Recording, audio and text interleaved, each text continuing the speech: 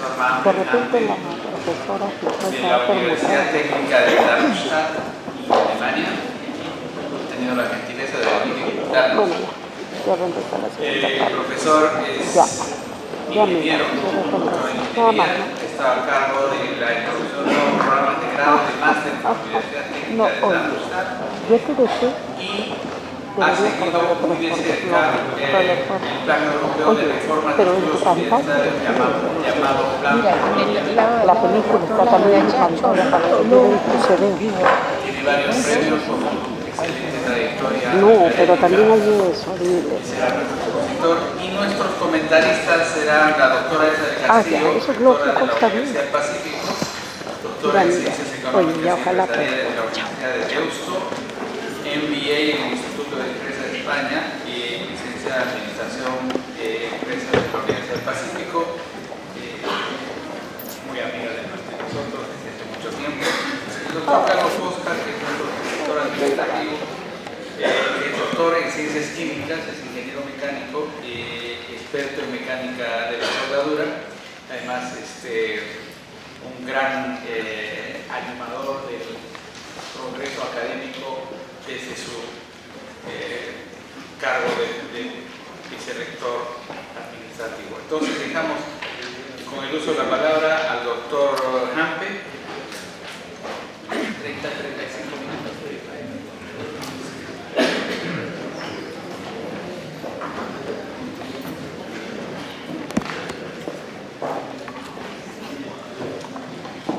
Good evening, ladies and gentlemen.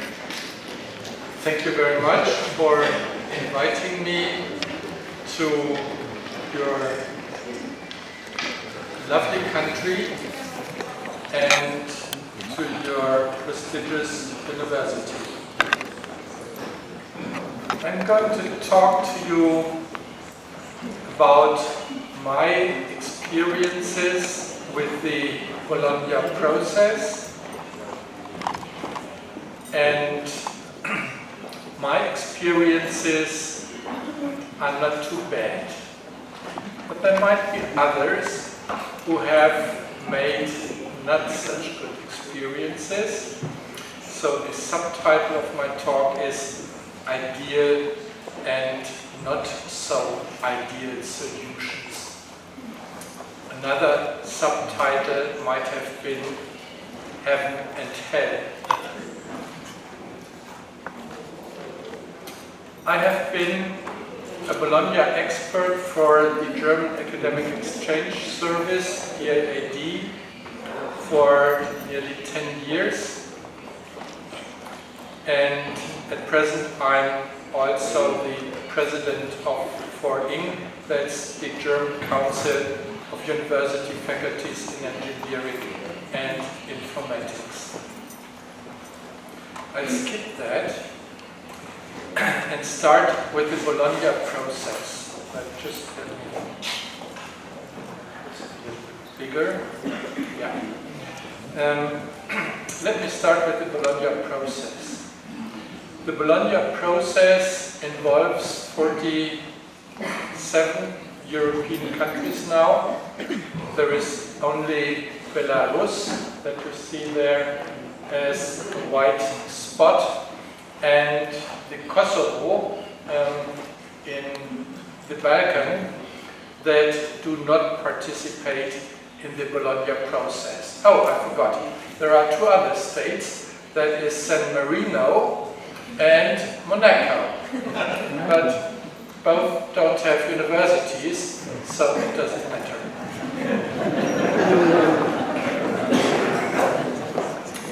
The Bologna process is the biggest reform of higher education ever undertaken.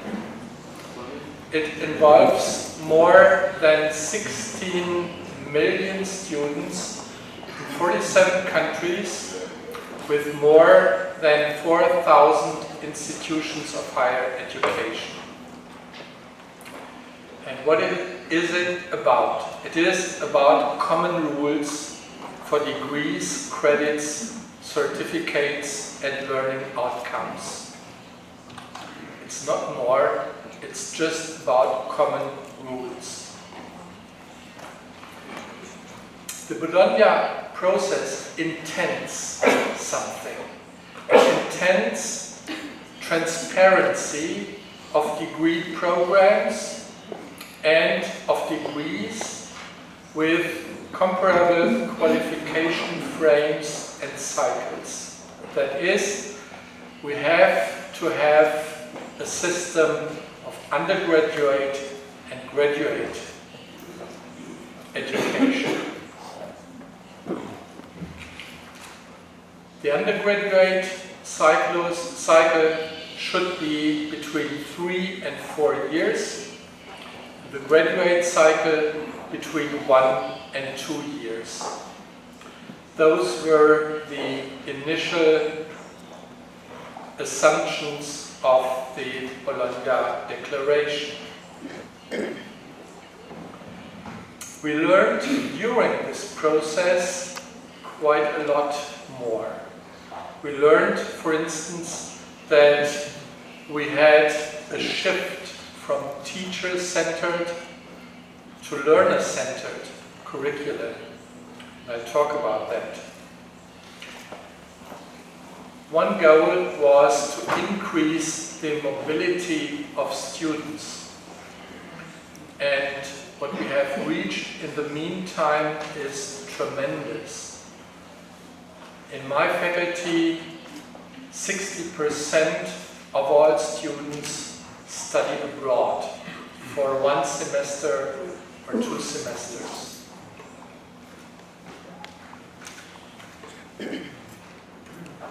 Another point that is very important is the recognition of qualifications. And there we have the Lisbon Recognition Convention, which is very important and I think which should be signed by Peru too and ratified. The goal, of course, is to unify Europe. To unify Europe, and the vehicle for doing this is to increase the mobility of the academics in Europe. That is, an academic should be able to work in each and every country of Europe. The Bologna process provides a workload-based credit system in order to transfer grades and to transfer credits. That it is workload-based has a huge advantage over the American contact hour-based system. And I'll talk about this in a while. So what we get is a coordinated and harmonized higher education system without borders. In this slide, I have pointed out some of the main topics again. The first, we need easily readable and comparable. Oh,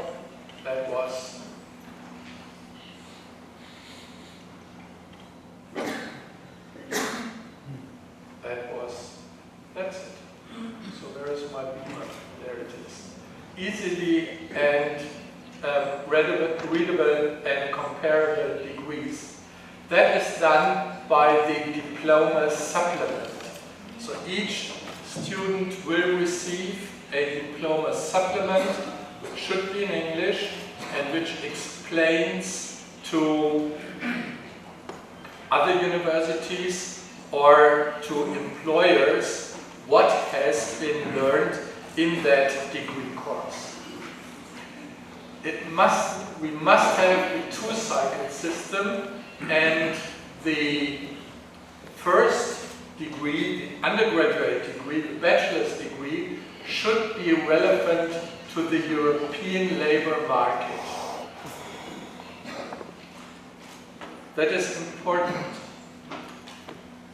It's relevant for the European labor market. It's not relevant for the German labor market.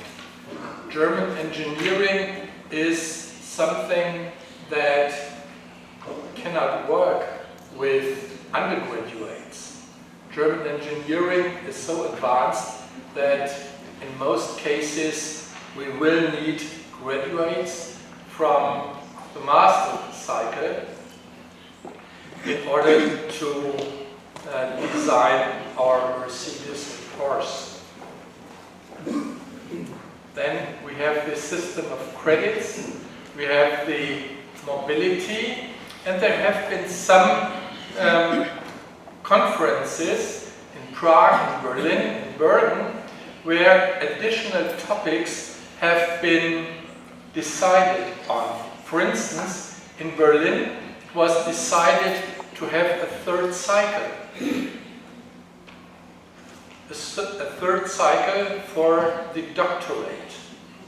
But this third cycle, it turned out in London in 2007, is completely different from the first two cycles. The doctoral candidates, by the way, in Europe we do not speak about doctoral students. They are not students anymore. They are doctoral candidates, and they are in the first stage of their professional career when they are doing their doctoral thesis.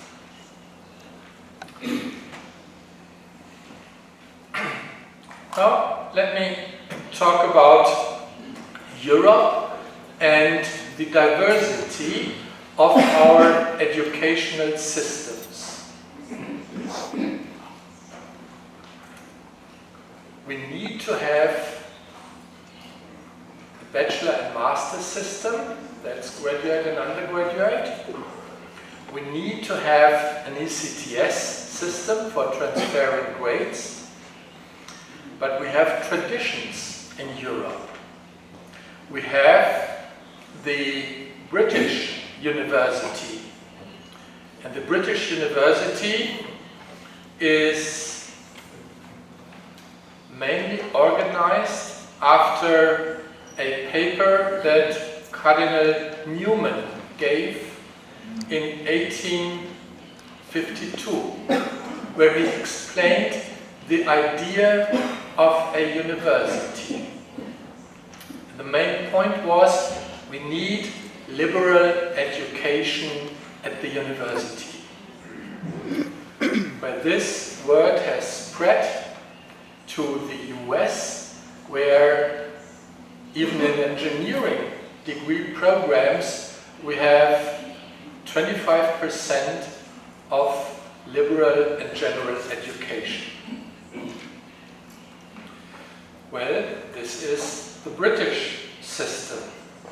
Let's look at France.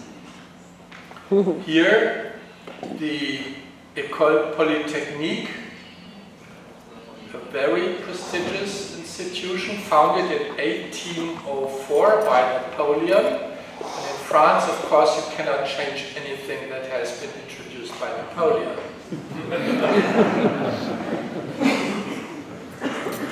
Do you think this institution will guarantee a liberal education? Probably not. This is school on a very high level. Best mathematics teachers will teach these students, but it will be far away from the liberal University of Britain. And now let's have a look at the German university. Humboldt in 1810 founded the Berlin University, and you read faster than I can tell you. This has something that says something about the relationship between schools and universities and how the state has to organize its school system.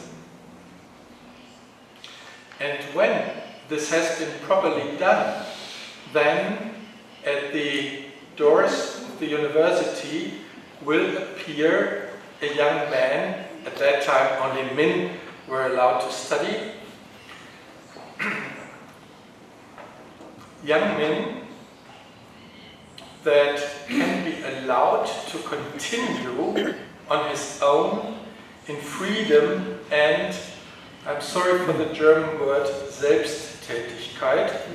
It means something like autonomy, because he is physically, morally and intellectually mature enough to be able to do this.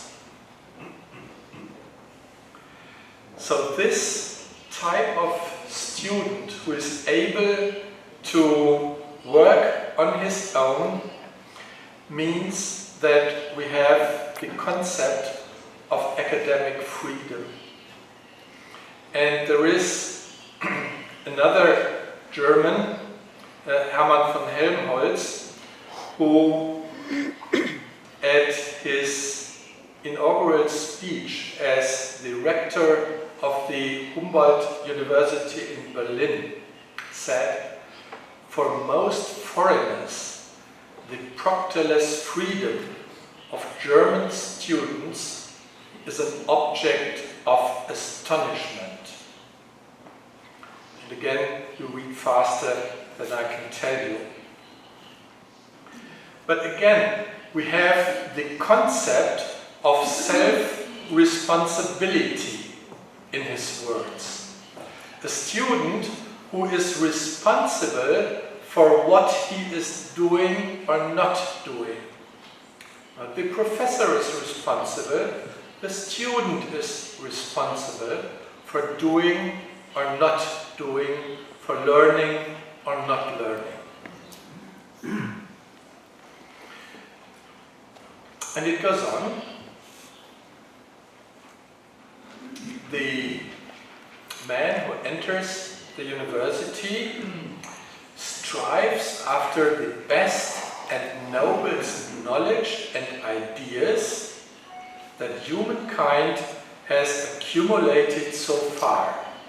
Can you better express what a university does, what a university is for?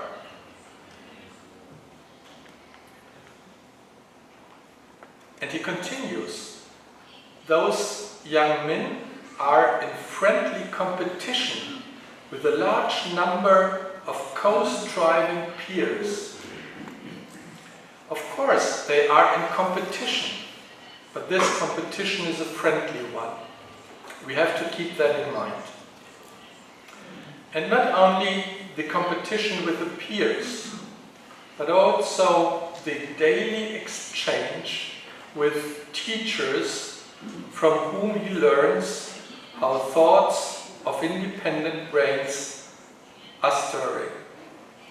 So this concept of a German university is persistent in the minds of German university professors, in the minds of German students, and we do not want to get rid of this.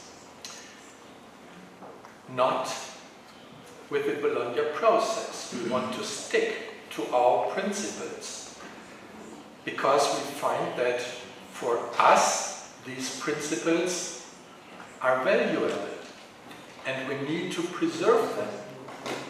The British, of course, will preserve their principles, and the French will preserve their principles because they know what they are doing. And in the meantime, of course, in Germany we have other institutions of higher education, for instance the Fachhochschule, that do not grant this amount of academic freedom to their students. And they too know what they are doing, because we have a very diverse student body nowadays, where 50% of the young population studies at an institution of higher education. So when we transform our educational system in the Bologna process, we do this within a certain framework. And this framework, the qualifications framework, has set up for the European Union. And there are different kinds of qualification frameworks, one for higher education. Some of you might have heard about the Dublin descriptors, and from this European reference frame, each country has to develop its own qualification framework. If we look at the qualification framework at the level 6, 7 and 8, these describe what bachelors, masters or doctors should be able to do, what they should know, and probably it's too small, so I can just tell you the knowledge.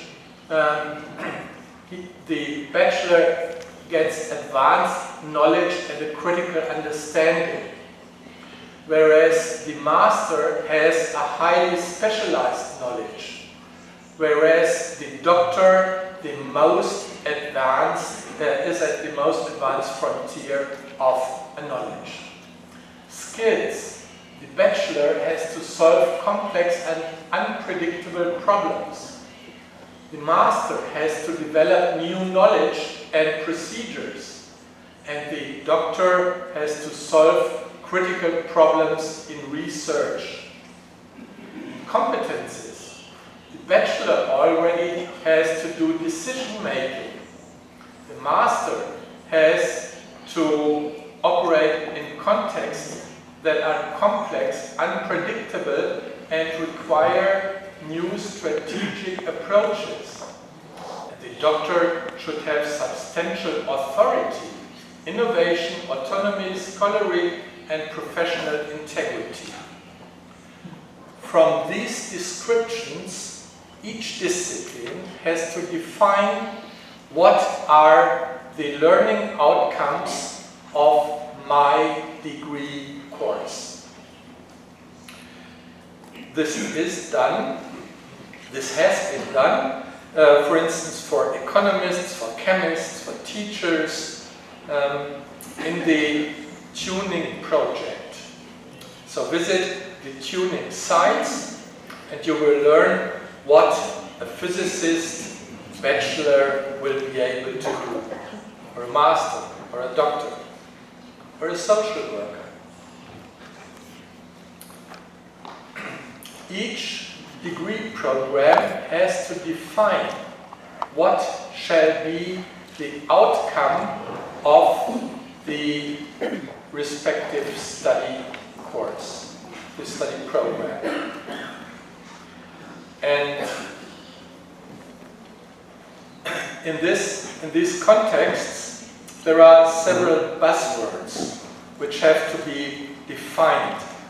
For instance, knowledge and skills and competence. What do we mean with these?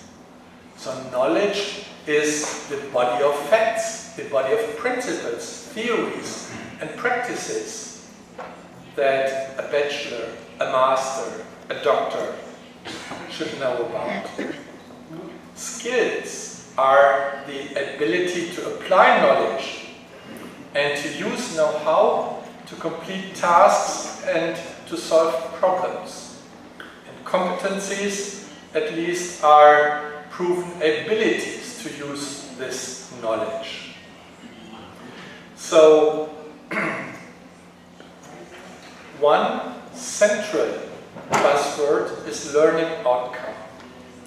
And learning outcome means statements of what a learner knows, understands, and is able to do on completion of a learning process, which are defined in terms of knowledge, skills, and competence. It is important to define those learning outcomes very, very carefully. My faculty, mechanical engineering, last year hired a philosopher who visited all professors of our faculty and interviewed them about the learning outcomes of the courses they were giving. And when he learned about these learning outcomes that the professors thought to be well-formulated learning outcomes, he started to do what philosophers do. He asked questions. And suddenly, it appeared to the professor that his well-formulated learning outcomes were rubbish. And then they sat together and they had a dialogue about proper learning outcomes. And so it took a year, but now we are ready and we hope that we have the best learning outcomes that have been formulated ever. I'll skip the qualification, but let me come back to a difference between a learning outcome, an aim, and an objective. A learning outcome is student-centered. An aim or an objective is learner-centered. The professor says what he aims at. The professor defines the objectives. And an aim is a very general objective.